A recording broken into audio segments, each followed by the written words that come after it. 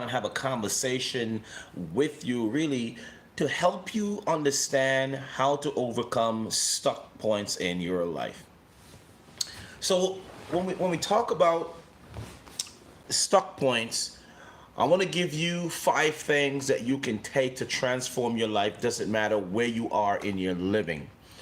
Now, when we talk about stuck points, what are stuck points? Stuck points, for example, is if I look at my fingers here and there are like 5 fingers here, 4 fingers, one thumb, and let's say 1 year ago, then this thing happened to me. Then the second year, then I am experiencing stress, I'm experiencing depression, I'm experiencing resentment, I'm experiencing all of these different things that are counterproductive to my life, right?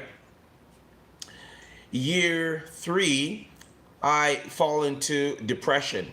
Year 4, I fall into anxiety because I don't know what to expect for year 5. Year 5, 5 years later, I am still reliving that stuff that I went through over here. So when we talk about stuck points, it's like you could be in the present, but you are living the past. When we say live in the past, it could be something that happened 5 years ago, but you're still living it now as it happened back then.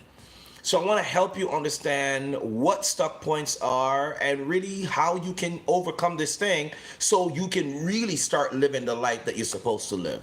Number one, stuck points.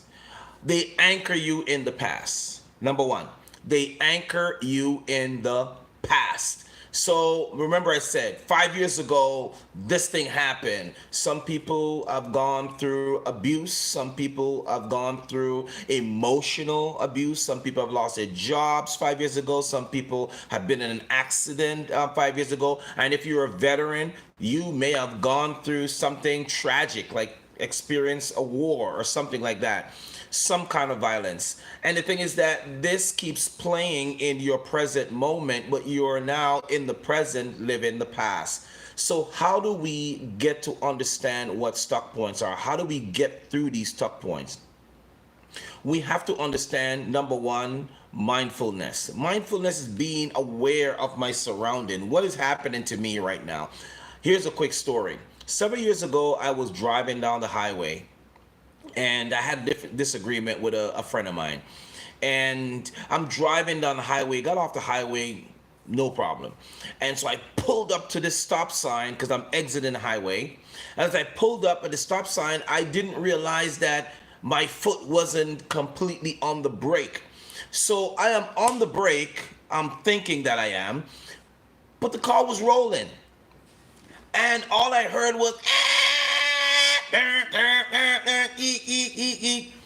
I almost got into a multi-vehicle accident.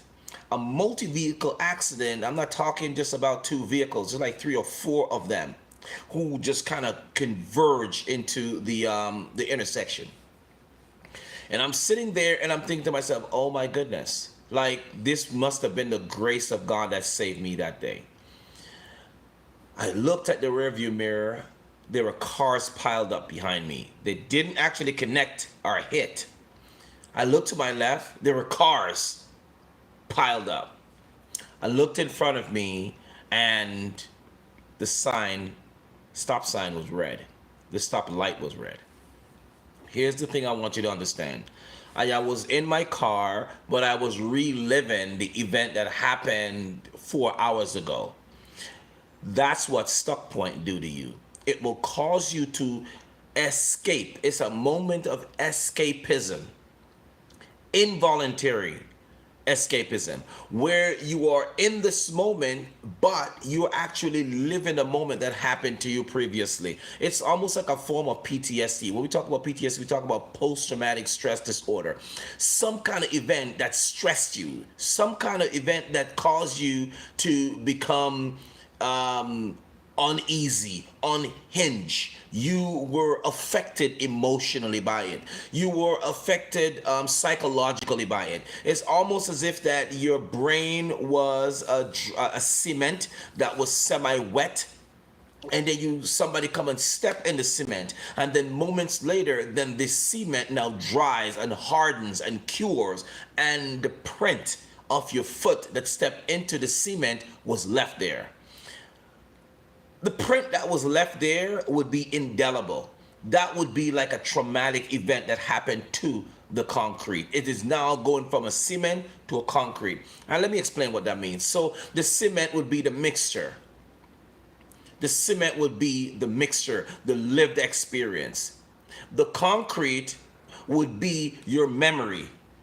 The concrete would be the impression that is left on you. The concrete will be the hurt, the pain, the trauma that is left inside of you. And a lot of times, if it's a physical thing, which it manifests itself physically, sometimes it really will have somatic effect on your body. Somatic effects simply mean that it shows up in your body as stress. It shows up in your body as weight gain. It shows up in your body as being lethargic, where you don't feel like you want to get up and do something. You feel demotivated. You feel depressed. You feel like you're not worthy. All of these different things show up because of PTSD or stuck points, where you just feel like, oh, I can't. And you don't want to, and you don't, and you get stuck. Go back to my point about being in the car. I was there, but I was thinking about something that happened to me that disturbed me 4 hours ago. The same thing will happen to you if you're now living in the present. You could be in your home, you could be in the car, you can be driving on a highway. I was just blessed, right? Blessed that what I was going through didn't happen to me on the highway. It happened to me when I exited the highway, which gave me enough stopping point or time to react and to respond to the situation. So what am I talking to you about? How stuck points can keep you anchored in the past. And a lot of times, many of the stuck points that we have are not our fault. It is not our fault. Sometimes we've been placed in that situation. Sometimes we've been put in that situation, and then we just can't figure out how to get out. What I want to help you understand is to understand that mindfulness and being aware of where you are is the first step to understand how to get out of it. Here we go. So if you're ready, if you get something to write with, I can walk you through this. Number one, you want to be aware. Self-awareness. When I say self-awareness, I want to give you another scenario. Imagine that you're driving down the street. It's a 2-lane street. There's oncoming traffic coming. As you drive down, you're going to be conscious of, okay, look, there's a car that's coming to my left. It's in the farthest lane, and it's white. And this car has tints on it. It has these kind of rims on it. It has this kind of grill on it. And while I am driving, I notice to my right, in my lane, right of me, adjacent to me, there is a black truck. It's a Chevy truck. It's about the 2009 or 2010 Chevy truck. Right in front of me is a yellow Ford Explorer, right? And right behind me, directly in my rearview mirror, is a Nissan Pathfinder. So do you see what's happening? Now, the next thing I would, after I case my environment, then I'll say to myself, okay, I notice all the things that are around me, but how am I feeling? How do I feel? Do I feel stressed? Do I feel hot? Do I feel irritated? Do I feel motivated? Am I focused on what I'm doing? So these are some of the things that you can do to check your self-awareness if you are aware of where you are. Knowing where you are will determine how you are. That's number two. Knowing where you are will determine how you are. If I know that I'm in the car, then I know that I have to be focused on what I am doing. Why? Because the slightest mistake, the margin of error is this small. And if I am driving down the street, not paying attention, just like me, it's not that I wasn't paying attention. As a matter of fact, I was actually looking at the road, but for some reason, I was not there. My body was there, but my mind was somewhere else. And that's what we're talking about, being aware. Being aware of where you are will determine how you are. And let me explain the how part. If I know where I am, then I know how to operate. The how is the function. If I'm in the car, I know that I need to have 100% of my mind focused on navigating the vehicle, making sure that I'm driving safe, not just for myself, but I'm driving safe for the person that's next to me on my right, adjacent to me, the person that's in the oncoming traffic in the left, and the person that's approaching me from the back, and the person that's in front of me. So I have to be conscious and aware of how. So if you know where, then you will know how. Number three. If you know how, if you know where and you know how, you would know why. If you know why you're there, you know why you're in the car. Let's say, for example, you're coming home from work. You're coming home from work. You may have had a stressful day. You may have a tough situation happen at work. You may have a quarrel or disagreement with your boss or a co-worker or something like that. All of these things are happening to you. But if you know where, you will know how, and you will know why. The why is that, you know what, you're going home. The why is that you're going home. But the why is, why am I feeling that particular way? That's the why. Okay? If I know where, I will know how, and I will know why. The why is why. Do you know why you feel that way? Do you know why you are stressed? A lot of people are stressed and they don't even know why they're stressed. A lot of people are mean and they don't know why they're mean. A lot of people are depressed and don't know why they're depressed. There are a lot of people who are happy and they don't know why they're happy. They're doing it because either somebody told them that they need to be happy. They're doing it because either that's the in thing or that's the trendy thing. And they're doing it without not even understanding why. So I want you to understand the why. If you know where you are, you will know how to respond. And if you know how to respond, you will know the why you're feeling the way you're feeling. The next part is you will know where. Okay? So if I know where, then I have an idea where I'm going.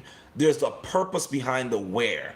There's a purpose knowing that I just finished work, had a great day or had a bad day, and I just can't wait to make it home. Where I'm going is much important as where I'm at, how I'm feeling, why I'm doing, and how I'm doing. So if I know that I'm trying to get home, if I am a parent, if I am a father, then I know that I want to get home to my children. If I am a husband, if I have a spouse, then I know that I want to get home to those people, to my loved ones, to my family. So I got to make sure now, it's all the more reason for me to be alert, because I cannot afford to just allow my mind to wander and I'm in a 6,000 pound vehicle going down the highway 120 kilometers per hour. And then there is a Mack truck or a tractor trailer that's right next to me. I cannot afford to be absent-minded. I have to be present where I am. Does that make sense? Right? Now, if I know how, I know where, I know when, then I need to understand the when part. The when is, when do I plan to get there? When do I plan to get where I'm going? The reason why I'm walking you through this is to help you to understand that most times we get stuck. We are stuck in the rut. We're stuck in the past, and all of these things are happening. We're missing the present. We're missing the present. Have you ever got up one day and just didn't know what was going to happen or where you are or how you feel or how you got to where you are or how you got to feeling the way you're feeling? That's a stuck point. But the thing is that you're wandering through the present, dwelling in the past. So I hope those strategies help you to understand that you need to be present. Enjoy the present now. Okay, enjoy the present now. Don't miss the present because you're stuck in the past. Don't miss the present because you're wondering about the future. Now, I want to talk to you quickly about anxiety versus depression. When we talk about depression, we're really talking about something that either happened or something that's happening, right? So I can be anxious about something that's happening, but I can be depressed about something that's already happened. And I can also be have anxiety about something that has never happened yet. So we talk about anxiety, we're really talking about something that hasn't happened yet. I don't know how I'm going to perform. Perfect example. If you're an athlete, yes, you're a basketball player and you're the starting point guard and you're in high school, you don't know how you're going to do, but you might not be confident. The other part is simply you could be a business person. You probably have a business deal that's coming up and you don't know how it's going to go. You want this deal to go through. You can also be a teacher, a brand new teacher going into a new school, a new area, and you don't know how that first lesson is going to go. You don't know if the students are going to accept you. You can also be a new mother, meaning that, well, I have a child and I don't have any training as to what I need to do to become a great mother or a great father. All of these are new things that we don't know yet, hasn't happened yet. So what I want to encourage you is that stay in the now. Let's look at some of the strengths that you have right now and how you can utilize these strengths to help you to move forward. And here's the moving forward. You don't even know if you're even going to get there. So the goal of it is that to make sure you do your best and live your best now, because that now is basically determine what happens tomorrow, if tomorrow ever comes. The next part is that you cannot take the past into the present. The only way you can do that is through your mind. How you think determines who you are, and who you are will determine the outcome of why you do what you do. This is Andrew E. Guy. If you want to learn more about what I do, visit me at andrewguyspeaks.com. We'll be launching our new program. Would love for you to be a founding father or a founding mother or a founding sister, and basically just a founding member of Greatest Impact University. It's going to happen. The information that we're going to be dropping is going to be revolutionary to help you to transform your mind. My goal in this channel really is to speak into your life, to speak positivity into your life, and not just positivity. I want you to start to think and be aware of who you are, why you are, when you are, and where you are. And if you know who you are, why you are, when you are, how you are basically aware of your now, and it's people like that who transform the world. Until then, you take care of yourself. I want you to follow me out there. Subscribe. If you've never subscribed to this channel, if this information is helping you out, put some comment in the box and let me know how it's helping you. If there's a video or project idea that you'd like for me to do a video on, to do a training on, please leave me a comment or reach out and let me know, and then we can go ahead and make that happen for you. If you have not reached out to us before, drop your comment in the box and let me know what's the best way to reach you, and we will definitely reach out to you. All right. Again, this is Andrew E. Guy, AndrewGuySpeaks.com. Reach out. And if you're interested in reading some of my material, my books are out there. Work Your Words, Find Your Path to Personal Success, The Anatomy of the Kingdom, and the Power of Community, and the new book that's dropping called Win Where You Are. Until then, you take care of yourself. Peace.